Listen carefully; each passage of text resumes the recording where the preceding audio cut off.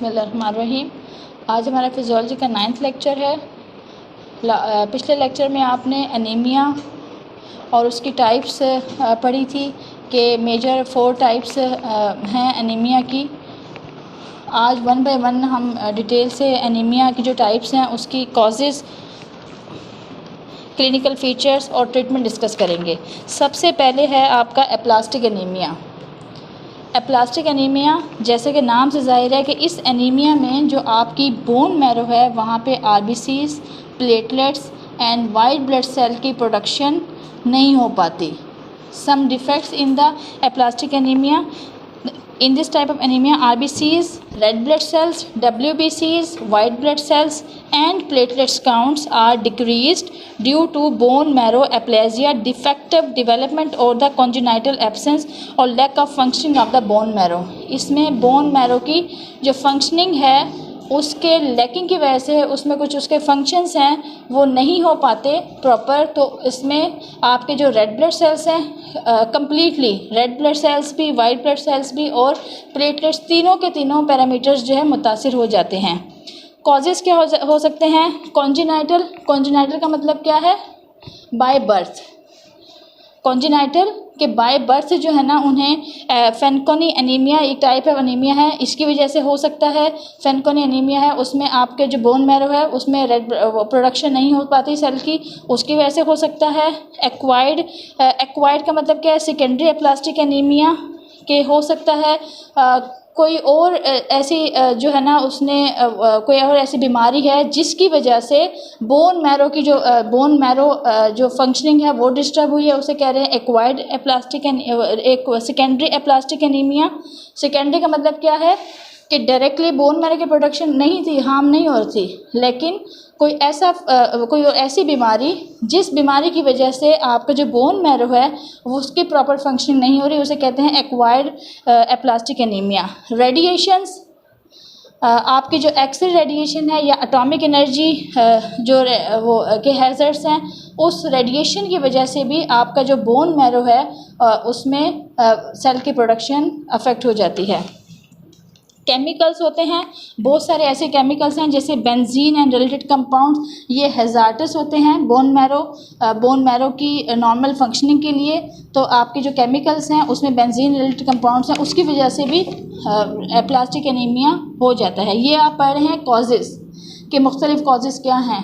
तो ये वैसे ड्रग्स हैं, chloramphenicol, sulphonamides, phenylbutazone, chlorpheniramine, chlorpromazine and carbimazole, methotrexate, gold etcetera.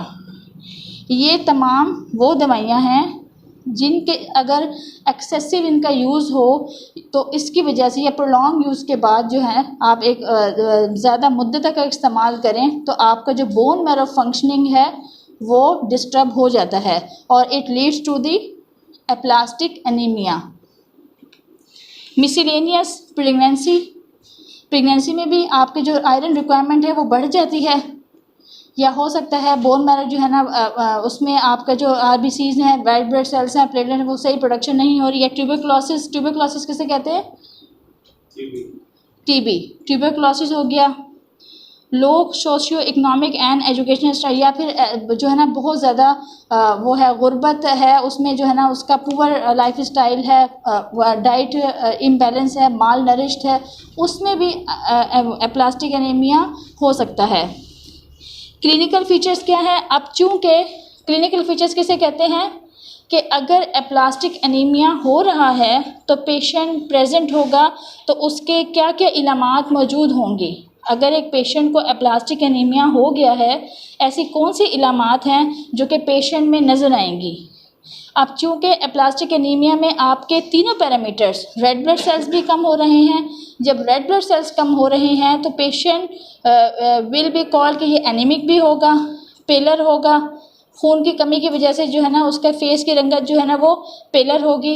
अब चूँकि वाइट ब्लड सेल्स भी नहीं बन रहे तो वो बहुत ज़्यादा अपॉर्चुनिस्टिक जो इन्फेक्शंस हैं जैसे वायरल इन्फेक्शन हो गया, कोई बैक्टीरियल इन्फेक्शन हो गया, तो उसकी वजह से भी क्या होगा, जल्दी से WBCs की भी प्रोडक्शन क्योंकि अफेक्ट हुई है।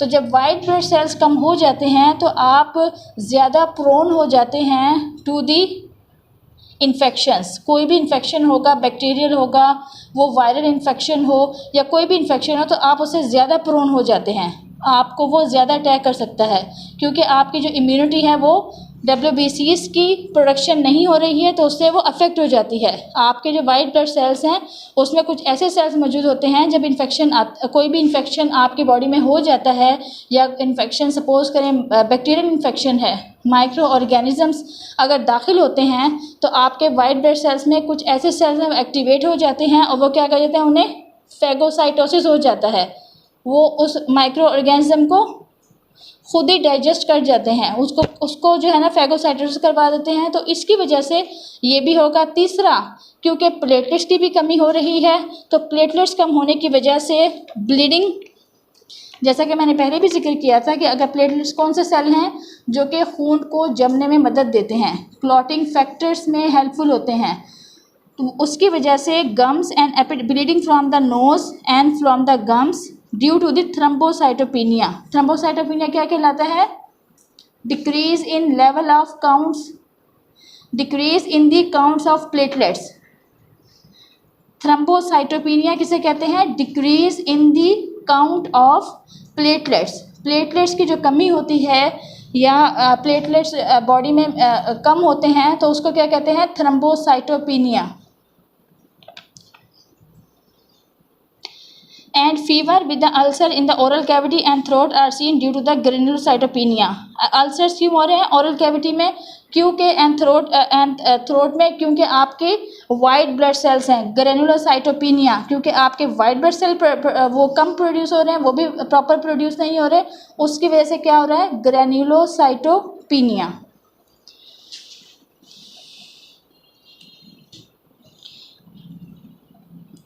अब इसके ट्रीटमेंट ये क्लियर है आपको?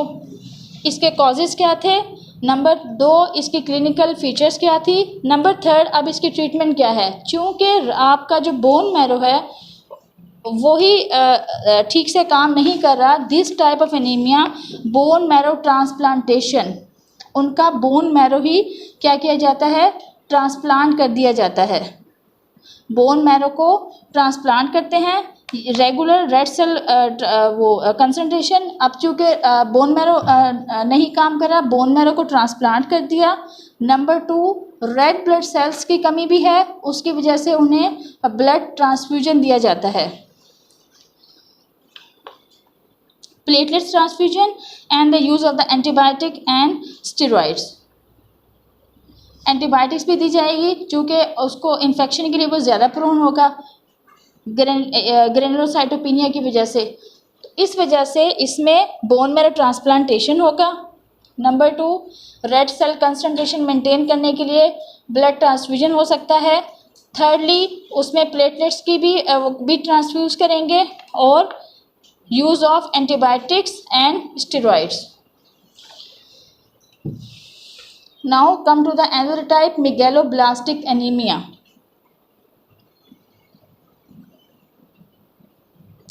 मेगालोब्लास्टिक एनीमिया, मेगा एक होता है मैक्रो और एक होता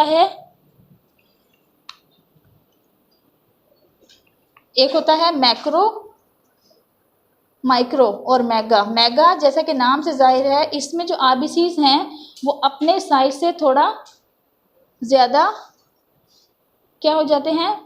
लार्ज साइज़ के हो जाते हैं। जो उनका नॉर्मल साइज़ है वो नॉर्मल साइज़ से थोड़े लार्ज साइज़ के बन जाते हैं। Erythroblasts are large oat shape and this the name is megaloblastic anaemia.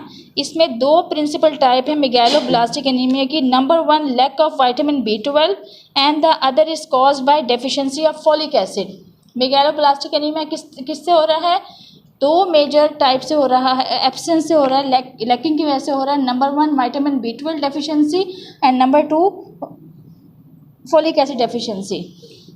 अब सबसे पहले हम ये देखते हैं विटामिन B12 डेफिशिएंसी है, उसमें क्या रीजंस हैं कि विटामिन B12 की डेफिशिएंसी क्यों हो जाती है? इनएडिक्वेट इनटेक ऑफ डाइट, इसमें हो सकता है जो विटामिन B12 है, आप जो नॉर्मल खुराक लेते हैं उसमें प्रॉपर मिकदार में नहीं लिया गया। नंबर 2, इम्पेयर्ड एब्जॉर्प्शन, हो सकता है विटामिन B12 जो आप ले रहे हैं लेकिन वो आपकी बॉडी में प्रॉपर एब्जॉर्ब नहीं हो रहा, वो आपकी बॉडी में जज़ब नहीं हो पा रहा, उसकी वजह से आपका विटामिन B12 की मिकदार ब्लड में कम हो जाती है। Intrinsic factor deficiency, intrinsic factor deficiency में विटामिन B12 जैसे पर्निशियस गैस्ट्रेक्टोमी, आपकी जो congenital absence of intrinsic factor, या तो आपके जो स्टमक की लाइनिंग है उसमें इंट्रिंसिक फैक्टर प्रोड्यूस ही नहीं हो रहा, जो कि क्या करता है, विटामिन B12 की प्रोडक्शन करता है, वही एब्सेंट है। गैस्ट्रेक्टोमी का मतलब क्या है, हो सकता है किसी बीमारी की वजह से या खुदा न खास्ता किसी को स्टमक का अल्सर हो जाता है तो फिर क्या करते हैं, शॉर्टन कर देते हैं। गैस्ट्रेक्टोमी आपका जो आंत का कोई हिस्सा है उसे क्या करते हैं, काट देते हैं। हो सकता है किसी हिस्से में कैंसर की वजह से या किसी और डिजीज़ की वजह से गैस्ट्रेक्टोमी कर दी हो, आपका जो स्टमक है उसे रिमूव कर दिया हो, या वो जो है ना उतना हिस्सा जो है ना काट दिया गया हो, शॉर्टर कर दिया हो, तो उसे कहते हैं गैस्ट्रेक्टोमी। या पर्निशियस एनीमिया, पर्निशियस एनीमिया यही होता है कि आपका जो लाइनिंग है स्टमक की उसमें vitamin B12 intrinsic factor absent है, तो वो पर्निशियस एनीमिया कहलाता है। अच्छा, ये जो आगे है डिसऑर्डर, पर्निशियस एनीमिया में आपके जो वो है विटामिन B12 है उसकी इंट्रिंसिक फैक्टर प्रोड्यूस ही नहीं हो रहा। जब intrinsic factor vitamin B12 absent होता है तो उसे भी पर्निशियस एनीमिया कहते हैं। ये आगे है डिटेल से। अच्छा, ये पर्निशियस एनीमिया इसके बाद 3rd नंबर पे है, वो डिटेल से आप। अच्छा, ये दूसरा है ना, disorder of the terminal ileum, disorder of the terminal ileum, इसको आप ना करें, ये आप लोगों के लिए ज़रा मुश्किल है टर्म्स, ये आप लोगों को ये मुश्किल होंगी याद। इसी तरह से कंपटीशन फॉर विटामिन B12, इसको भी ना करें आप, ये दोनों इसको ना क्रॉस कर दें, या आपके ना भी करें तो आपका ये टॉपिक जो है ना कवर हो जाएगा।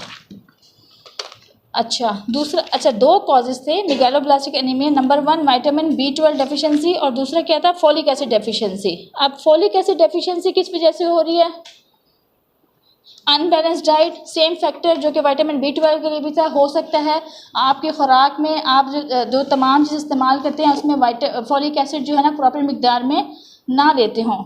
एक्सेसिव कुकिंग, या हम बहुत ज़्यादा जो एक्सेसिव कुकिंग करते हैं उसकी वजह से जो न्यूट्रिएंट्स होते हैं खुराक में वो क्या होते हैं, डैमेज हो जाते हैं। तो एक्सेसिव कुकिंग की वजह से भी आपका जो आयरन है या फोलिक एसिड है जो कि मौजूद होता है तो वो वेस्ट हो जाता है। Common in alcoholic teenagers and sometime in infant, old age, poor condition, starvation. अच्छा, ये जो है कॉमन, जैसे अल्लाह ना करे ये ड्रिंक का इस्तेमाल है, अल्कोहलिक, कॉमन इन अल्कोहलिक, जो अल्कोहल वगैरह का इस्तेमाल करते हैं तो उसमें भी फोलिक एसिड डेफिशिएंसी हो जाती है। या फिर यंगस्टर होते हैं, टीनेजर्स होते हैं, उसमें जो है वर्किंग बहुत ज़्यादा होती है, आपके बहुत सारे जो है ना फैक्टर्स होते हैं, ओवर, जैसे आप स्टडी करते हैं तो उस वक्त भी इम्बैलेंस डाइट, आपकी कोई प्रॉपर रूटीन नहीं होती, तो उसमें भी जो है ना ये ज़्यादा चांसेस होते हैं कि फोलिक एसिड की डेफिशिएंसी हो जाए। या फिर ओल्ड एज पेशेंट्स होते हैं उनमें भी, या फिर बहुत बच्चे होते हैं जैसे वो न्यू बॉर्न्स होते हैं तो अभी वो प्रॉपर डाइट नहीं लेना शुरू करते, तो वो डिफरेंट हैबिट्स होती हैं उनकी, तो उसकी वजह से भी फोलिक एसिड की डेफिशिएंसी इनमें ज़्यादा पाई जाती है। माल एब्जॉर्प्शन, माल ट्रॉपिकल स्प्रू का मतलब क्या है कि उसमें आपका जो न्यूट्रिएंट्स हैं वो आपकी आंत में एब्जॉर्ब नहीं होते। ट्रॉपिकल स्प्रू का मतलब है कि जो भी आपके न्यूट्रिएंट्स हैं, रेट वो disease of mall absorption of the nutrients, आपके जो न्यूट्रिएंट्स हैं, जो ग़िज़ा है जो आप खाते हैं उनकी प्रॉपर एब्जॉर्प्शन नहीं हो पाती ब्लड में। कुछ ड्रग्स हैं, बार्बिटूरेट्स हो गई, इथेनॉल हो गई, डाइफेनहाइडेंटोन हो गई, ये भी क्या करती हैं, फोलिक एसिड की डेफिशिएंसी करती हैं। इंक्रीज रिक्वायरमेंट, फोलिक एसिड कब डेफिशिएंट हो सकता है प्रेगनेंसी में, लैक्टेशन, नर्सिंग मदर जो होती हैं उनमें, इन्फेंसी, बहुत छोटे बच्चे हों, मैलिग्नेंसी, कैंसर कंडीशन में, एंड इंक्रीज हिमेटोपोइसिस, या एंजाइम की प्रोडक्शन जो है ना हेमेटोपोइसिस का वो अमल फास्ट है, लेकिन आपकी जो आरबीसीज हैं वो प्रोड्यूस इतनी मिकदार से नहीं हो पाते, रिक्वायरमेंट बढ़ जाती है लेकिन प्रोडक्शन उतनी नहीं हो रही होती। ठीक है, इसमें भी अदर कॉजेज़ क्या हो सकते हैं? Drugs with impaired DNA metabolism, वो ड्रग्स जो कि डीएनए मेटाबॉलिज्म को डिस्टर्ब करती हैं, मर्केप्टोप्यूरिन, फ्लोरोयूरेसिस, साइटोसिन, ये सारी किस में यूज़ होती हैं? कैंसर थेरेपी में यूज़ होती हैं। फ्लोरोयूरेसिल, मर्केप्टोप्यूरिन एंड साइटोसिन, इसकी वजह से भी क्या हो जाता है? फॉलिक एसिड डेफिशिएंसी हो जाती है। अच्छा, इसका ट्रीटमेंट क्या होगा? इसका ट्रीटमेंट है फॉलिक एसिड डेफिशिएंसी के लिए फॉलिक एसिड डेफिशिएंसी और विटामिन B12 अगर डेफिशिएंसी है तो उसमें विटामिन B12 इज़ गिवन। ये आगे आप इन दोनों को फिर अलग कर दिया है, पर्निशियस एनीमिया और folic acid deficiency anaemia iron, इसको फिर आगे आप देखें कि इसका ट्रीटमेंट क्या है। अब चूँकि मेगालोब्लास्टिक एनीमिया में फॉलिक एसिड डेफिशिएंसी हो रही है तो फिर क्या देंगे? फॉलिक एसिड 5 मिलीग्राम डोज दी जाती है रोज़ाना की बेस पे, और अगर आपका विटामिन B12 है तो फिर विटामिन B12 दिया जाता है। इसकी ट्रीटमेंट भी आप तो आगे थोड़ा ये इसमें है पर्निशियस एनीमिया में।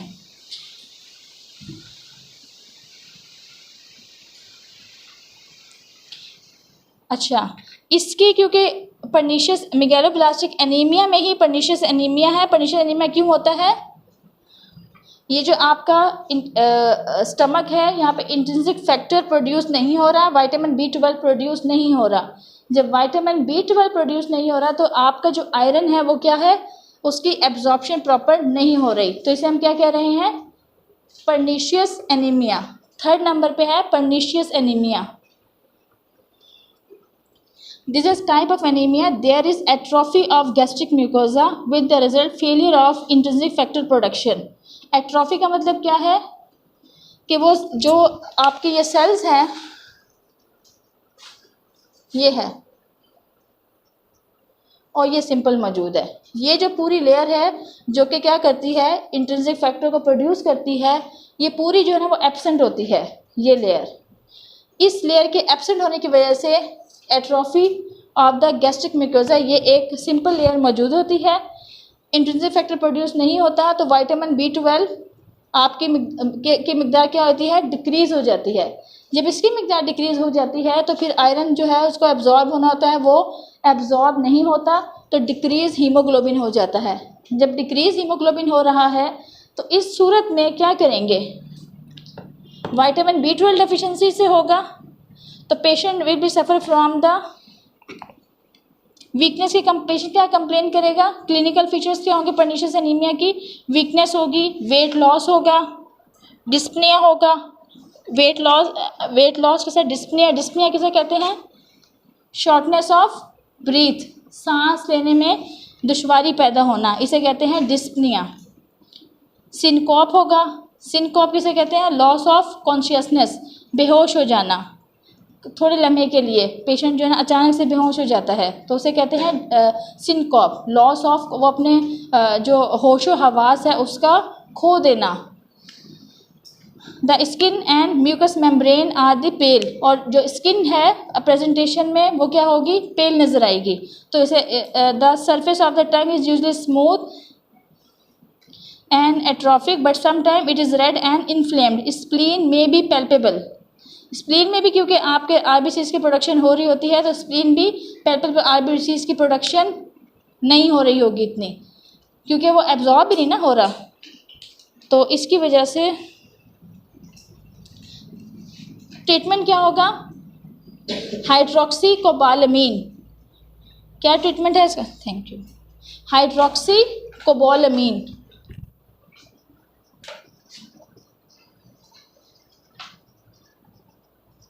हाइड्रोक्सीकोबालामीन the anaemia is treated with the vitamin B12 है। ये क्या है? पर्निशियस एनीमिया किसकी वजह से हो रहा था? विटामिन B12 की डेफिशिएंसी की वजह से। तो ट्रीटमेंट भी यही है कि इसमें हाइड्रोक्सीकोबालामीन विटामिन B12 डेफिशिएंसी है। Anaemia treated with hydroxocobalamin 1000 microgram intramuscularly to a total of 4600 microgram over the course of 3 weeks. कितने हफ्तों के लिए? 3 वीक्स के लिए टोटल 6000 माइक्रोग्राम दिया जाएगा and 1000 microgram of hydrocarbon is necessary for every 3 months for the rest of the patient's life। तो ये लाइफ लॉन्ग जो है ना उसे विटामिन B12 दिया जाएगा and 1000 microgram hydroxocobalamin is necessary for every, हर 3 माह के बाद पेशेंट को पूरी ज़िंदगी के लिए दिया जाएगा ये, क्योंकि ये एट्रोफी है तो आयरन जो है वो एब्जॉर्ब नहीं होगा, इसलिए ये इसका ट्रीटमेंट है। अब नेक्स्ट उस पर आ जाए। क्लियर है? आपने सिर्फ थोड़ा सा ये एज इट इज़ है बस समझना है कि जो है ना इसकी प्रेजेंटेशन क्या है, कॉजेज़ क्या है, उसके बाद सारी चीज़ें जो है ना आपके सामने ही हैं। नेक्स्ट है फॉलिक एसिड डेफिशिएंसी। फोर्थ है folic acid deficiency. This is the type of megaloblastic anaemia due to the deficiency of folic acid. ये भी किसकी टाइप है? मेगालोब्लास्टिक एनीमिया की टाइप है। Same as the causes of, इसके causes भी same होंगे जो कि मेगालोब्लास्टिक एनीमिया के लिए। Patient with folic acid deficiency क्या प्रेजेंट करेगा? पेल होगा, एनीमिक होगा, मालनरिश्ड होगा, वेट लॉस होगा, फटीग हो जाएगी, थक जल्दी जाता है, वीकनेस महसूस करेगा, लैक ऑफ कंसंट्रेशन होगा, वो जो है ना अपनी जो तवज्जो है वो नहीं फोकस कर पाएगा, इंसोम्निया होगा, नींद नहीं आएगी proper, lack of sleep.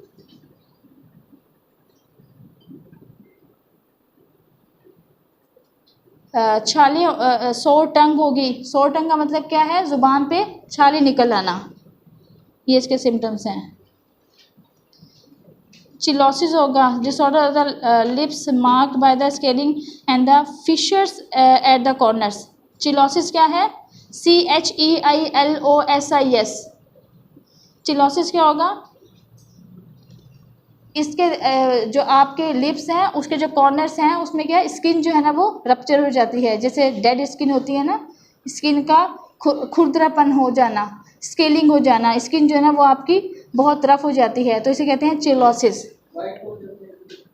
White, ये जो कॉर्नर्स है ना आपके फट जाना, स्किन का फटे रहना, उसका स्केलिंग हो जाना, स्किन का उतरना, ये वाला वाइट कह सकते हैं, वाइट होके वो स्केलिंग की तरफ जाती है और वो वैसे भी पेल नज़र आता है। जो एनीमिक पेशेंट होता है आप देखें उसको, उसकी प्रेजेंटेशन फेस की, ये यहाँ से आपके खुसूस जो फेशियल हैं यहाँ से वो पेल नज़र आएगा, उसके जो लिप्स हैं वो बिल्कुल रेड नज़र नहीं आते, वो बिल्कुल जैसे जो है ना खून ही नहीं है, तो वो पेल और वाइटिश की तरफ, या फिर समटाइम जो है ना ब्लूइश भी नज़र आ रहे होते हैं। इस तरह की प्रेजेंटेशन होती है एनीमिक होने की वजह से। एंड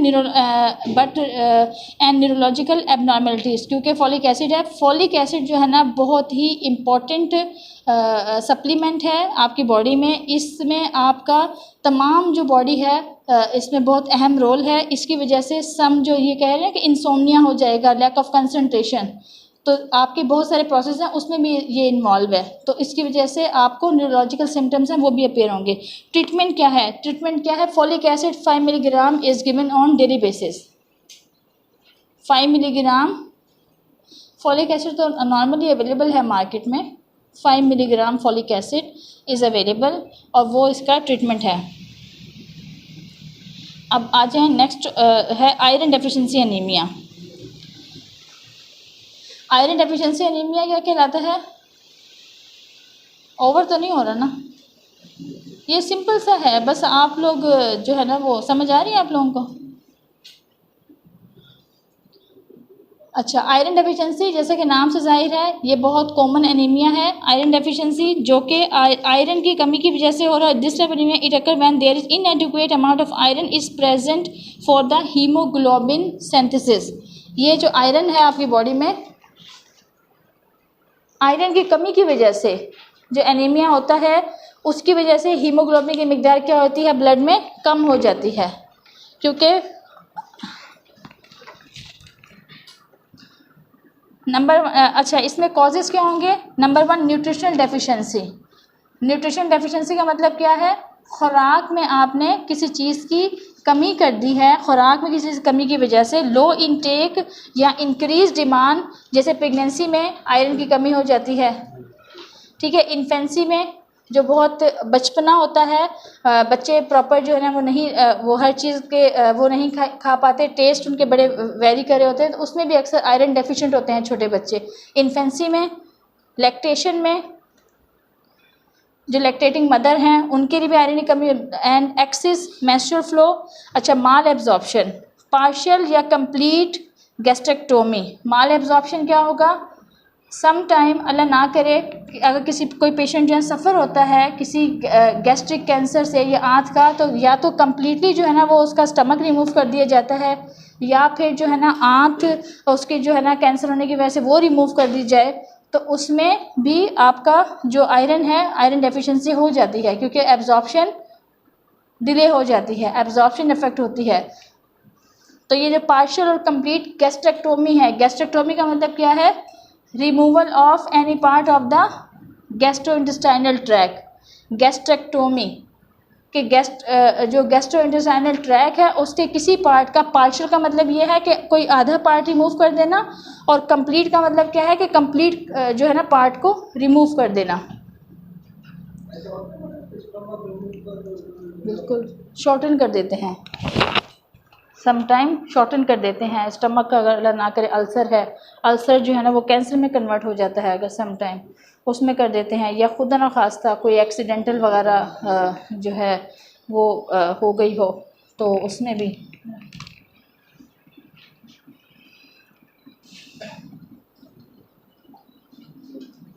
अच्छा, माल एब्जॉर्प्शन में सीलिएक डिजीज, जैसे कि पार्शियल कंप्लीट गैस्ट्रेक्टोमी है, एक्लोरहाइड्रिया है। एक्लोरहाइड्रिया क्या है? आपका जो गैस्ट्रिक एसिड है उसकी इम्पेयर्ड प्रोडक्शन हो जाना। और सीलिएक डिजीज़ में क्या होता है?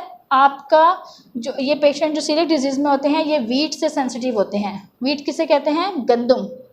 जो गंदम होता है या गंदम से बनी हुई जितनी भी चीज़ें होती हैं, या हर वो चीज़ जिसमें निशास्ता मौजूद होता है, वो ये एब्जॉर्ब नहीं कर पाते।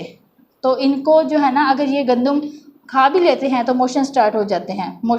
सीलिएक डिजीज़ की वजह से अब अगर वो गंदम नहीं ले रहे, उसमें कुछ आपके वो न्यूट्रिशंस हैं वो पाए जाते हैं, तो वो भी एब्जॉर्ब नहीं होंगे, तो ultimately will lead to the iron deficiency. इसी तरह से इंटेस्टाइनल ट्यूबरक्लोसिस, आंतों की टीबी हो जाना, उसमें भी माल एब्जॉर्प्शन होगी और आयरन की डेफिशिएंसी हो जाएगी। Acute and chronic blood loss, peptic ulcer, colonic carcinoma. Colonic carcinoma क्या कहलाता है? कोलोन का कैंसर, बड़ी आंत का cancer, colonic carcinoma.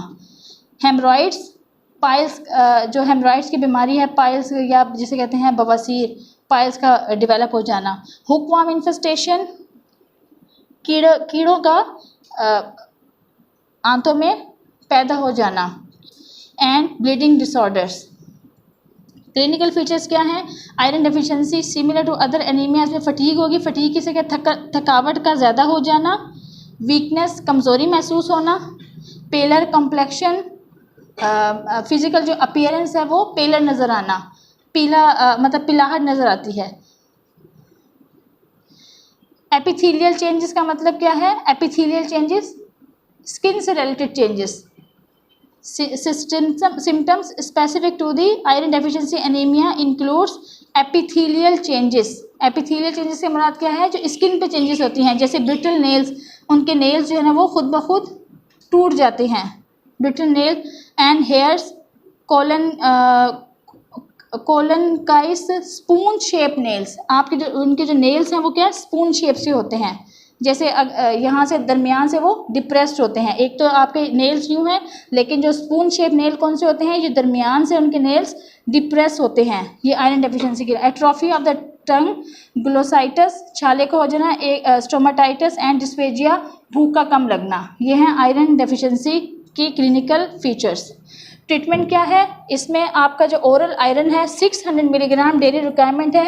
Ferrous sulphate, oral iron is given 600 milligram ferrous sulphate. Number 2, IV iron भी दिया जा सकता है। तो ये इसकी ट्रीटमेंट है, ये इतना ही काफ़ी है आपके लिए, बाकी आप छोड़ भी दें। अच्छा, now come to the point, haemolytic anaemia. Next type haemolytic anaemia. Haemo, जैसा कि नाम से जाहिर है, क्या है हीमोलाइटिक एनीमिया?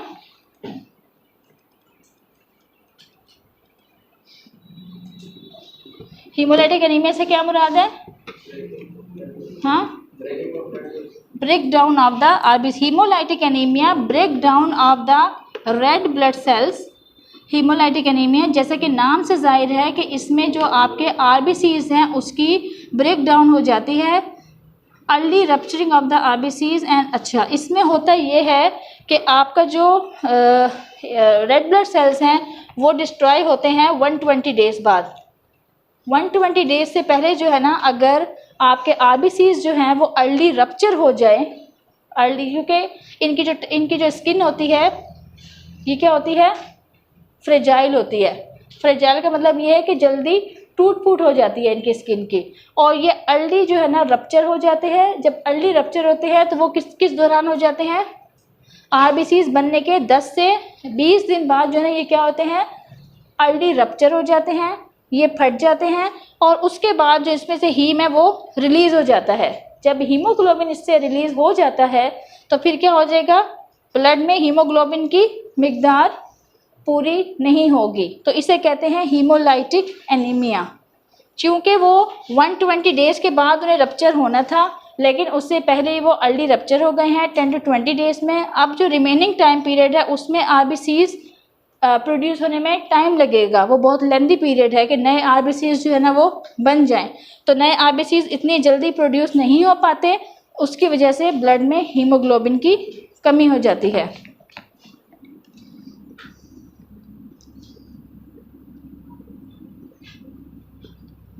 ये हेरिडिटरी भी हो सकता है या फिर एक्वायर्ड भी हो सकता है। हेरिडिटरी क्या होता है कि वो पेरेंट्स से बच्चों में ट्रांसफ़र हो गया है, और एक्वायर्ड क्या हो सकता है कि हो सकता है किसी ऐसी दवा का इस्तेमाल हुआ, या ऐसी कोई बीमारी हो गई है, या ऐसी दवाओं का इस्तेमाल किया है, ऐसे केमिकल्स का इस्तेमाल किया है, या ऐसी शुआओं का इस्तेमाल किया है कि आपके जो आरबीसीज हैं वो मैच्योर होने से पहले ही अर्ली फेज़ में रप्चर हो गए हैं।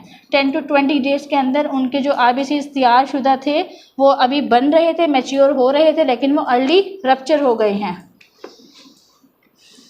Causes of haemolytic anaemia: hereditary spherocytosis, intracorpuscular abnormalities. Intracorpuscular के उनके जो स्ट्रक्चर से रिलेटेड है उसमें क्या होगा? हेरिडिटरी स्पेरोसाइटोसिस, जिसमें आपकी आरबीसीज जो है ना वो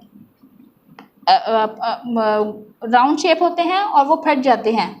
सिकल सेल एनीमिया, जिसमें उनकी जो बाइकॉन्केव शेप है वो किस में कन्वर्ट हो जाती है? सी शेप में। ठीक है, sickle cell anaemia. And thalassaemia, thalassaemia जिसमें उसकी जो ग्लोबुलिन है उसकी इम्पेयर प्रोडक्शन होती है। ग्लोबुलिन की इम्पेयर प्रोडक्शन की वजह से ऑक्सीजन की कमी हो जाती है, ऑक्सीजन की कमी की वजह से हीमोग्लोबिन की कमी होती है, वो अटैच नहीं हो पाता due to the impaired oxygen molecule. एक है थैलेसीमिया, इसे कहते हैं, वो आखिर में आप पढ़ेंगे डिटेल्स। थैलेसीमिया इसमें नहीं है, वो मैं बता दूंगी थैलेसीमिया की। Extra corpuscular abnormal erythroblastosis fetalis, acute immune haemolytic anaemia, acquired haemolytic due toxin, bacteria and physical agent. Acquired का मतलब क्या है कि ऐसे टॉक्सिन्स या ऐसा कोई बैक्टीरियल इन्फेक्शन उसकी वजह से वो एनीमिया हो गया है, या ग्लूकोज 6 एक एंजाइम है जो कि आपके आयरन मेटाबॉलिज्म में इन्वॉल्व है, उसकी कमी हो गई, या मलेरिया उसकी वजह से। Drugs damaging to the RBCs उसकी वजह से भी हो सकता है। क्लियर है हीमोलाइटिक एनीमिया? नेक्स्ट है hereditary spherocytosis. This is an inherited familial disorder which causes a metabolic defect in RBC's membrane. जो रेड ब्लड सेल्स हैं उसकी मेम्ब्रेन है, ये उसमें ये वो रेड ब्लड सेल्स हैं, इसमें मेम्ब्रेन है, तो इस मेम्ब्रेन में सोडियम जो सोडियम है वो उसकी परमेबिलिटी इंक्रीज़ हो जाती है। ये रेड ब्लड सेल्स है, ये मेम्ब्रेन डिफेक्ट है। इसमें होता ये है कि increase permeability of the red blood cells. Sodium जो है वो increase permeability of red blood cell, तो सोडियम जो है ना वो आपके आरबीसीज में दाखिल हो जाता है। दिस रिजल्ट आरबीसीज इन, ये क्या, इसकी वजह दाखिल होने की वजह से क्या हो जाएगा, वो श्रिंक हो जाएगा, वो स्मॉल साइज़ में कन्वर्ट हो जाएंगे। स्मॉल साइज़ की वजह से उसकी जो बाइकॉन्केव डिस्क है वो भी डिस्टर्ब हो जाएगी। And this cell can not be compress, तो ये कंप्रेस भी नहीं हो सकेंगे because they do not have normal instant loose bag like cell membrane which can easily rupture even on slide compression. अच्छा, ये क्योंकि वो जो है ना बैग शेप के बन जाते हैं, कंप्रेस वो नहीं हो सकते, तो वो जब गुजरेंगे आपकी वेसल से या ब्लड सर्कुलेशन में तो वो क्या हो जाएंगे, रप्चर हो जाएंगे।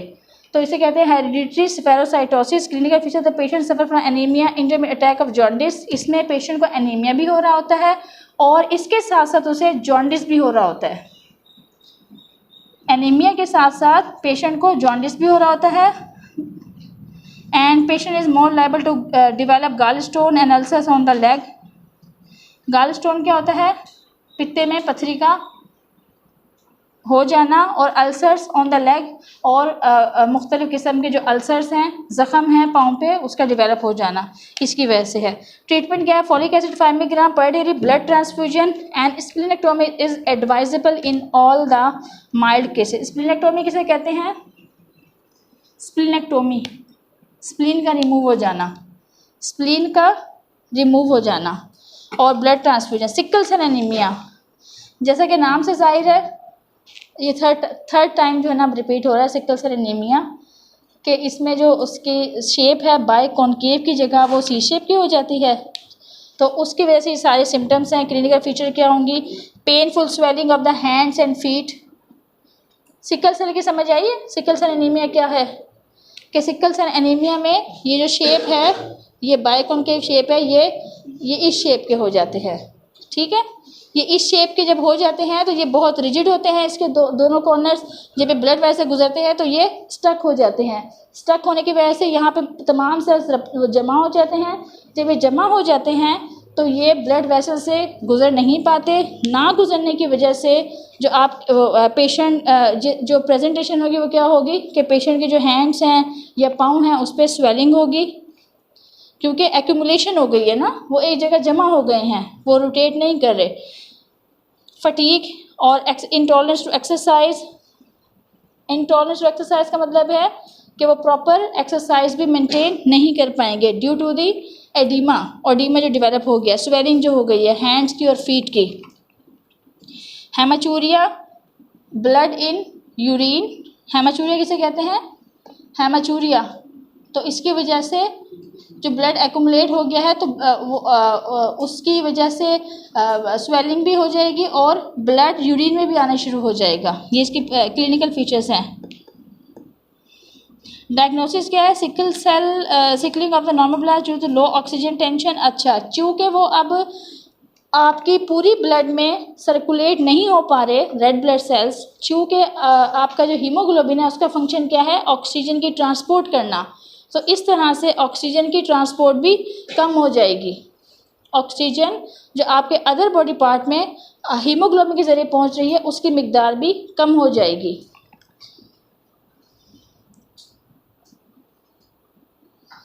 इसका ट्रीटमेंट क्या है, sickle cell anaemia is treated with the folic acid and the infection is treated with the antibiotic. Anaemia किसे ट्रीट होगा, फॉलिक एसिड 5 मिलीग्राम से, एंड इन्फेक्शन किसे ट्रीट होगा, with the antibiotic. Blood transfusion is advisable if haemoglobin value is less than 5 gram. अगर 5 ग्राम से below होगा haemoglobin पर 100 millilitre, तो उसमें एडवाइजेबल है कि ब्लड ट्रांसफ्यूजन है। यहाँ आपकी तमाम जो डिसऑर्डर्स हैं रिलेटेड टू एनीमिया कंप्लीट होते हैं। इंशाल्लाह नेक्स्ट टॉपिक में फिर हम इरिथ्रोसाइट सेडिमेंटेशन रेट डिस्कस करेंगे।